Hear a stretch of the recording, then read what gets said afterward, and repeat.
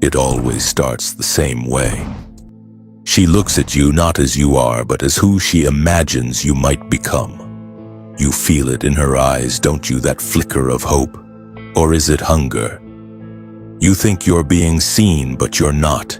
You're being measured, assessed, scanned like a blank canvas waiting for her to paint her masterpiece. But the masterpiece isn't you. It never was, and Carl Jung, he warned you. Not with the soft words of a motivational speaker, no. With the sharp surgical precision of a man who spent his life staring into the psychological abyss of the human soul. Jung's entire life was devoted to mapping what he called the unconscious, the part of the human mind that operates silently beneath your awareness. And he discovered something terrifying about women. He discovered that they don't just fall in love with men. They fall in love with the idea of men, with the fantasy, with the projection, and the scariest part, most of them don't even realize they're doing it. You might think she's choosing you, but what she's actually choosing is the version of you. She's created in her own mind a psychological puppet who exists to play a role in her private movie. And when you stop fitting the script, she changes the actor, not the story. Jung called this projection the animus, the inner masculine image that lives inside every woman. And when that animus is immature, undeveloped, or unchecked, it becomes a tyrant. It becomes the unseen force that makes women chase dangerous men and reject good ones. It makes them argue without reason, dominate without wisdom, and moralize without accountability. Jung didn't sugarcoat this. He described it as a spiritual possession, a state where the woman herself becomes unaware that she's no longer acting from her own consciousness, but from the shadowy grip of her inner masculine fantasy. And men, you fall for it because nobody taught you to spot it. You confuse being desired with being known. You mistake being chosen with being understood. You believe her words when she says you're different, when in reality you're just the latest face she's cast to fulfill a role she's been rehearsing since she was a child. And when the fantasy collapses, when the mask slips, you're left confused, betrayed, and humiliated, wondering what you did wrong. But you didn't do anything wrong. You just stopped being a convincing actor in someone else's play. Jung warned that the only way out of this psychological theater is through what he called individuation. The lifelong process of becoming whole within yourself. And here's the uncomfortable truth: most men never start that journey. You've been trained to chase approval, to seek validation, to let women define your worth, and as long as you do, you'll keep playing the same role over and over again, getting replaced every time the audience gets bored. Individuation isn't glamorous, it's brutal. It requires you to confront the parts of yourself you've buried, the weak, the insecure, the broken. It demands that you stop blaming women for not seeing you and start seeing yourself. Because here's what Jung knew that most men will never understand. You don't become a man by being chosen. You become a man by choosing yourself. You don't earn your worth through her affection. You earn it by standing alone, fully awake, fully responsible, fully alive. A man who has faced his own unconscious cannot be seduced by projection. He is no longer a puppet in someone else's fantasy. He is the author of his own reality. Jung observed that the greatest tragedy of modern men is not that they are rejected, but that they are willing to mold themselves into whatever shape they believe will be accepted. You call it compromise. You call it partnership, you call it love. But Jung had a different name for it: self-betrayal. He warned that men who ignore their own psychic development become slaves to the feminine projection, bending themselves like wet clay into the shapes demanded by women who don't even know their own true desires.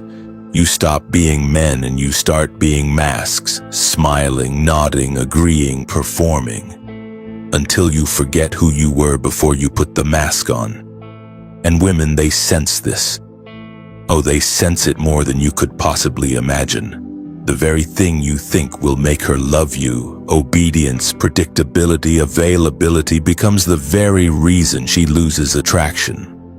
Why? Because the feminine instinct Jung taught isn't drawn to comfort, is drawn to mystery, to risk, to the man she cannot fully define or control. The moment you make yourself fully known without boundaries, without a backbone, you don't become more lovable. You become invisible, disposable, replaceable. And yet, here's the paradox that keeps most men enslaved. You fear being alone more than you fear being fake.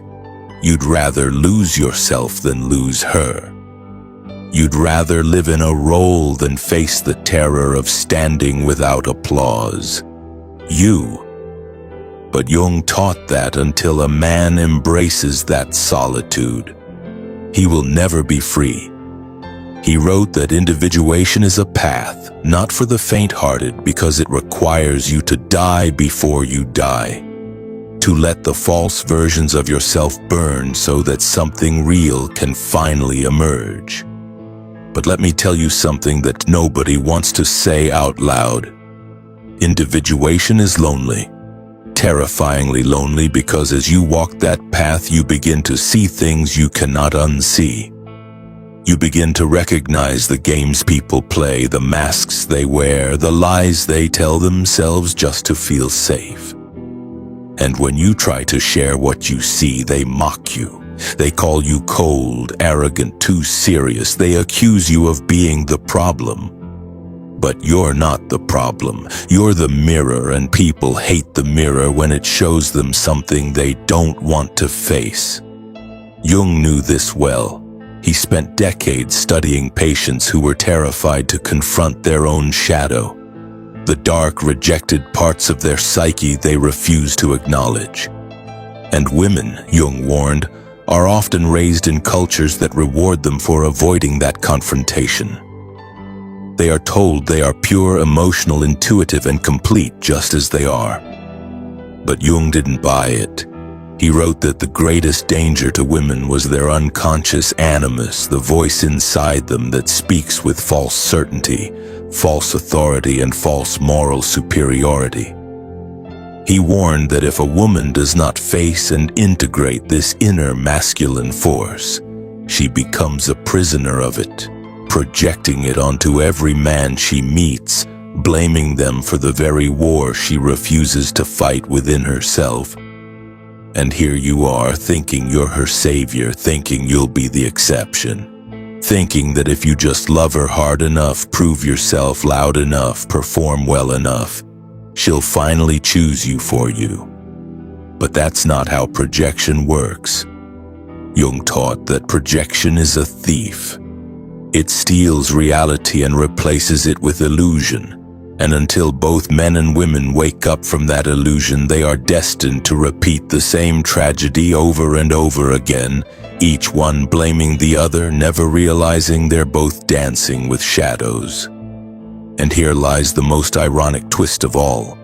The woman who once saw you as her hero will one day see you as her enemy. Not because you changed, but because you failed to fulfill the fantasy she cast on you, and she won't even realize she's doing it. Jung called this psychological betrayal inevitable when neither party takes responsibility for their own inner world. You didn't lie to her. You didn't betray her. You simply disappointed the invisible character she invented in her unconscious mind. You were never him to begin with. And that's why she resents you, not for your flaws, but for failing to live up to the myth she never told you you were hired to play. Jung once said people will do anything, no matter how absurd, to avoid facing their own souls. And nowhere is this more true than in romantic relationships. both men and women enter them not as whole individuals but as walking projections, dragging their unlived fears, unmet needs, and unresolved childhood wounds into the arms of another person they barely understand. You call it love.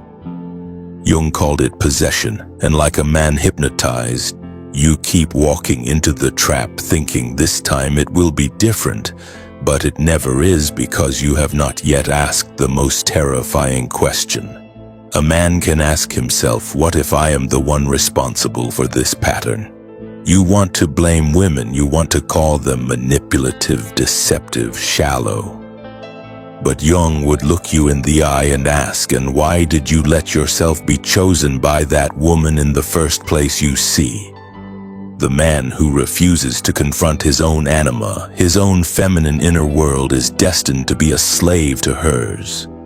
You are not a victim. You are a volunteer. You chose to play the fool. You chose to be the actor in her private myth. Because facing your own emptiness, your own lack of wholeness, was far more terrifying than playing a part in someone else's fantasy. And here's where most of you will stop listening, because this is where the comfort ends and the responsibility begins. Jung didn't offer cheap solutions. He didn't give you 3 steps to alpha male greatness. He gave you the brutal, lifelong task of self-confrontation, of sitting alone in the silence of your own mind until the illusions start to crack, until the voice in your head that says you're nothing without her begins to die. And make no mistake, that voice will fight for its life. It will tell you that you need her, that you are incomplete without her, that no man can live without feminine validation. But Jung's work whispers something more dangerous. It whispers that the man who can stand without her, without approval, without applause, without being needed, is the man who is finally free, free from projection, free from performance, free from the tyranny of living as someone else's idea of a man. And when you reach that place, you don't become cold or distant. You become real. You become rooted, grounded, fully alive in your own skin. And that is when, paradoxically, women will feel the most drawn to you, not because you need them, but because you don't. And you'll smile not because you're heartless, but because you finally understand. You understand that she is on her own journey too. That she must face her own animus, that she must wake from her own illusions, and you can't do that work for her. You can't save her from herself. You can only do what Jung did. You can walk your own path so fearlessly that you become a living mirror reflecting the truth back to everyone who dares to look. Most will turn away, but a few, a rare few, will thank you for it. And that, my friend, is the difference between being loved for the role you play and being respected for the man you've become. And when that moment comes, when you finally realize you don't need to perform anymore, you'll start to notice something strange. You'll notice how uncomfortable people become around you. They'll sense it, even if they can't name it. The weight of your presence will unsettle them because you no longer fit into the predictable categories they use to feel safe. Jung warned that the individuated man is not welcomed by society. He is feared, misunderstood, labeled as distant or arrogant, but the truth is far more threatening. You have simply become untouchable, unbiasable, unmanipulable because you see through the game. And here's where it gets funny. The very people who once begged for your attention, your validation, your approval, they'll begin to resent you for not needing theirs. Women, especially those still possessed by the fantasy of the perfect man, will accuse you of being emotionally unavailable. They'll say you're too much in your head, too analytical, too distant. But what they really mean is that they can no longer control you. You've stepped off the stage, you've stopped reading from their script, and without that script, they don't know what to do with you because you've stopped being a character and started being a man. Jung once joked that the gods have become diseases that what ancient cultures used to call divine possession. Modern psychology calls neurosis, and make no mistake, men chasing validation are the most spiritually sick of all. You think you're being romantic when you say things like, "I'd do anything for her," or "she's my everything." But Jung would shake his head and tell you that what you call love is actually a refusal to carry your own soul. It's easier to project it onto a woman and make her the carrier of your hope, your meaning, your purpose, because if she carries it, you don't have to. But here's the brutal twist: when she realizes she was never designed to carry your soul, she will drop it. She must drop it, because no woman, no matter how loving, can hold the weight of a man who refuses to hold himself, and when she drops it, you'll feel betrayed. But you shouldn't. You should thank her, because in that moment when the illusion collapses, you finally stand face to face with the truth that the work of becoming a man was never hers to do. It was always yours. And in that raw moment of clarity, you have two choices. You can blame her, you can become bitter. You can join the angry chorus of men who point their fingers at women, mocking them, resenting them, swearing them off like cowards who never dared to face their own emptiness. Or you can do what Jung would have demanded of you. You can turn inward. You can start the lonely, terrifying, liberating work of individuating, of becoming whole without needing someone else to complete you. Because the truth is, the woman you're searching for out there, she's a reflection of the part of yourself you've abandoned. Until you face that part, every relationship will be a performance, every connection a transaction, every love a lie. But when you do face it, when you integrate your own anima, your own inner feminine, you become a man who no longer needs to chase women. You don't run after them, you don't manipulate them, you don't perform for them. You stand still, fully rooted in who you are, and from that place something miraculous happens. You no longer attract women who want a character. You attract women who want the truth, and you'll know it when it happens. Because she won't demand that you perform. She won't try to change your script. She won't fall in love with the fantasy of you. She'll stand before you raw and real, not as a goddess looking for worship, but as a human being willing to walk her own path beside you. No masks, no projections, no games. And when you meet her, the real her, not the fantasy, you'll see the difference instantly. She won't flood you with grand declarations. She won't treat you like the missing piece of her puzzle. She won't seduce you with the language of completion, because she isn't looking to be completed. She isn't looking to be saved. She's done the work. She's met her own shadow. She's confronted her own animus. She's burned through her own illusions, and that's why she won't need you to perform. She won't need you to carry her soul. She'll stand there whole in herself, looking you in the eye, not as a man she wants to mold, but as a man she is finally ready to meet. And in that meeting, there is no desperation, there is no clinging, there is no performance. There is only truth, and that truth, Jung taught, is the rarest and most dangerous kind of love. The kind that demands nothing but offers everything, because it is not born of need.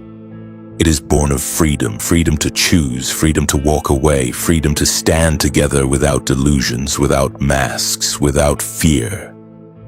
But let me warn you, most of you will never experience this, because most of you will quit before you get there. You will settle for the performance. You will settle for the fantasy.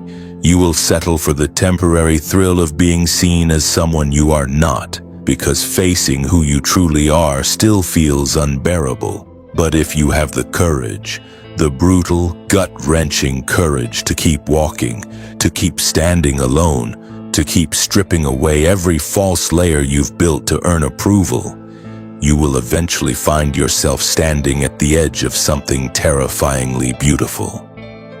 You will find yourself, and when you do, women will no longer be the source of your identity.